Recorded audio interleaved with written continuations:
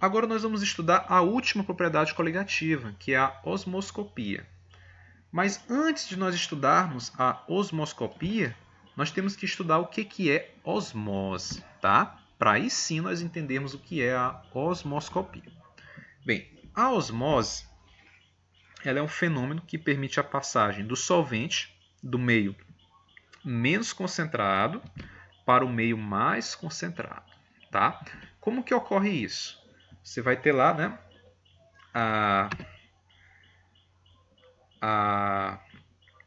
você vai ter lá de um lado um solvente e uma solução, ou então duas soluções sendo separadas por uma membrana semipermeável. Essa membrana semipermeável ela vai permitir o quê? A passagem apenas do solvente. E quando que ocorre a osmose? Para que a osmose ocorra é necessário ter um gradiente de concentração, que é uma diferença na concentração, tá, dos sistemas que estão ali envolvidos, das soluções e dos solventes que estão ali envolvidos. Tem que ter essa diferença de concentração. Tá? Então, você vai ter o quê? Uma solução hipotônica, que é uma solução que tem a menor concentração. Você pode ter também um caso de uma solução isotônica, que vai ter um caso de igual concentração, mesma concentração. Ou então uma solução hipertônica, que é aquela solução mais concentrada. Então aqui são alguns termos que nós temos que saber para entender a osmose e, consequentemente, a osmoscopia. Então vamos entender isso. Então, note que aqui, de um lado, nós temos aqui esse tubo de vidro. Tá? Aqui nós temos desse lado o solvente puro, que é a água. E do outro lado, nós temos o quê? Uma solução. É a água misturado com um soluto não volátil, mais uma vez a glicose, na concentração de 1 molar. Tá? E aqui, entre eles, existe o quê? Um MSP, que é uma membrana semipermeável. A membrana semipermeável ela só vai permitir o quê? A passagem do solvente. Tá? Existe a membrana impermeável, que é aquela membrana que não passa nem soluto nem solvente. E existe a membrana permeável, aquela que passa tanto soluto quanto solvente. Só que a membrana semipermeável, que é a que nós estamos estudando, ela só permite a passagem do solvente. Então, lembrando que aqui desse lado nós temos o quê? Uma substância, apenas o solvente puro. E do outro lado nós temos uma solução. A solução ela apresenta também solvente. Entenda que o solvente ele passa tanto no lado quanto do outro. Mas se eu fosse perguntar, a passagem do solvente, a intensidade da transferência de solvente, ela é maior em qual sentido? É no sentido em que tem mais solvente. Tá? Onde tem a maior quantidade de solvente é a quantidade em que o fluxo vai ser maior, a saída de solvente vai ser maior. Então eu sei que a quantidade de solvente que vai sair com maior intensidade é aqui da substância pura, onde só tem o solvente, em direção à mistura. Tá? Então isso vai ser a osmose. A passagem do meio menos concentrado, que é esse aqui, eu só tenho solvente, em direção ao meio mais concentrado, que é onde eu tenho a mistura. E esse deslocamento vai causar o quê? Essa variação. Observe que inicialmente você tinha o mesmo volume. Agora, houve a passagem do meio menos concentrado para o meio mais concentrado. A passagem apenas do solvente. E ocasionou isso aqui. Agora, aqui que entra, tá? Aqui que entra a osmoscopia. Note que antes você tinha essa concentração de 1 molar na solução. Como houve a adição de solvente, a passagem do solvente para o outro em maior quantidade, né? Essa passagem do solvente com maior intensidade, o que vai acontecer? Essa concentração ela vai diminuir. O que era hipertônico, o que era um meio concentrado, ele vai ser agora um meio hipotônico, de menor concentração. Tá? E por que o solvente não passa totalmente? Aí que ocorre a osmoscopia.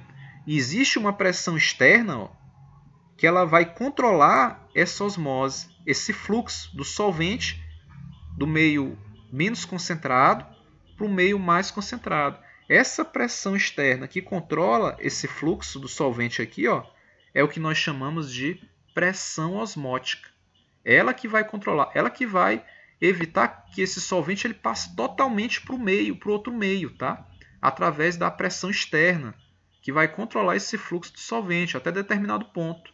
Essa pressão externa aqui, ó, que vai controlar o fluxo do solvente de um para o outro, é o que nós chamamos de pressão osmótica, é o que estuda a propriedade coligativa osmoscopia, ok?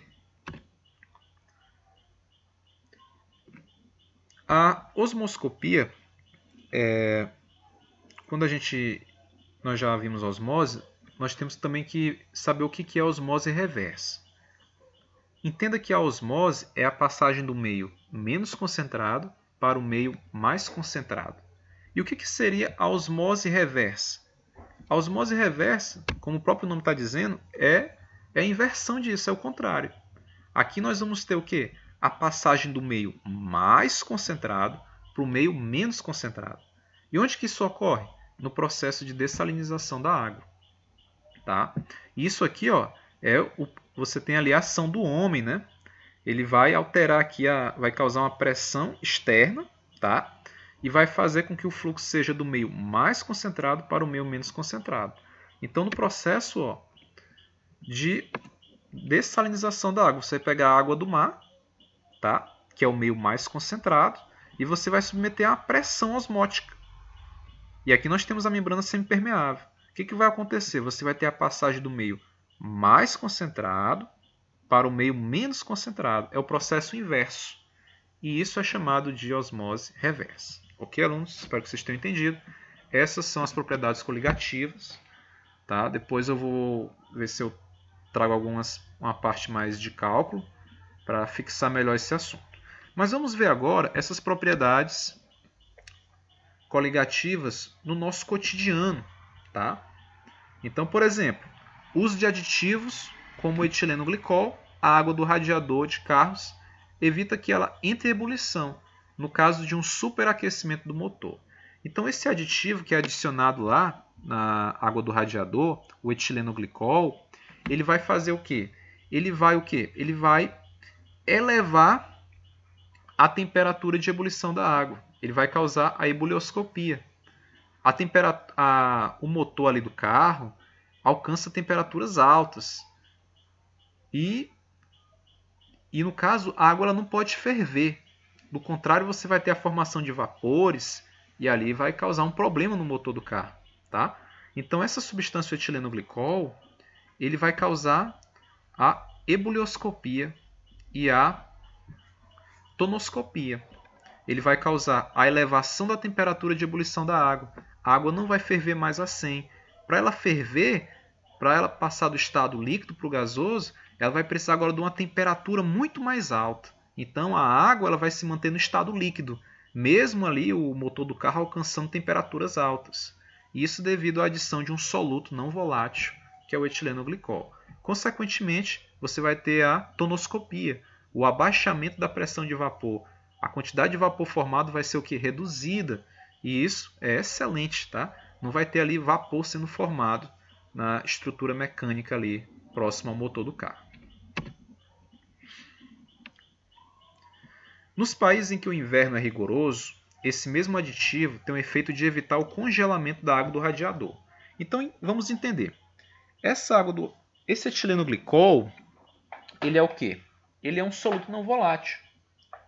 Quando ele é adicionado, ele vai causar a elevação da temperatura de ebulição, ebulioscopia, o abaixamento da pressão máxima de vapor, tonoscopia, e também vai causar o abaixamento da temperatura de congelamento da água. Então, na Europa, nos países, né, onde tem lá um clima mais frio, o etileno glicol ele já é utilizado, tá? Para evitar o congelamento da água do radiador. Então, quando você adiciona esse etileno glicol, esse soluto não volátil, a água não vai congelar mais a 0 graus Celsius, ela vai congelar numa temperatura mais baixa ainda. Então ela vai se manter no estado líquido, mesmo em temperaturas abaixo de 0 graus Celsius. Nesses países joga-se sal nas estradas e ruas com um acúmulo de neve para derretê-la. Então, mais uma vez, aqui agora o soluto não volátil é o sal, tá? E esse sal ele vai fazer o quê? Com que a água passe do estado sólido para o estado líquido, porque agora ela só vai congelar numa temperatura muito abaixo de 0 graus Celsius. Uma toalha úmida com água do mar demora mais para secar do que com água da torneira. Então, se você for na praia, na hora de você se enxugar lá com a sua toalha, você vai perceber que essa toalha, para secar, ela vai demorar muito mais tempo, porque agora não é apenas água, é a água do mar, é uma mistura. Existe ali um soluto não volátil, existe sais. Agora, para essa água evaporar, ela vai demorar mais tempo, tá, do que o normal. Ok, gente? Então, bem interessante, né? O caldo da sopa ferve a uma temperatura superior da água da torneira. Então, mais uma vez, né? E é exatamente, o caldo da sopa é uma mistura. Então, ali ele alcança uma temperatura muito mais alta do que a água quente, certo? Adicionando açúcar à salada de fruta, aumenta o volume do caldo. Isso, agora aqui a gente já tem a osmoscopia, tá? Nós temos aqui a osmose. Então você tem lá uma salada de fruta, você adiciona um açúcar, ou seja, um soluto não volátil. O que vai acontecer? Vai ter a passagem do meio menos concentrado, que é a água que está presente no interior das frutas. Esse solvente presente nas frutas vai sair em direção ao meio mais concentrado, que é o meio onde está o açúcar. Vai ter a passagem do meio menos concentrado para o meio mais concentrado. E o volume vai o quê? Vai aumentar, certo? Devido à adição do soluto não volátil, vai ter a saída da água presente nas frutas para o meio externo devido à adição de um soluto não volátil. Osmose.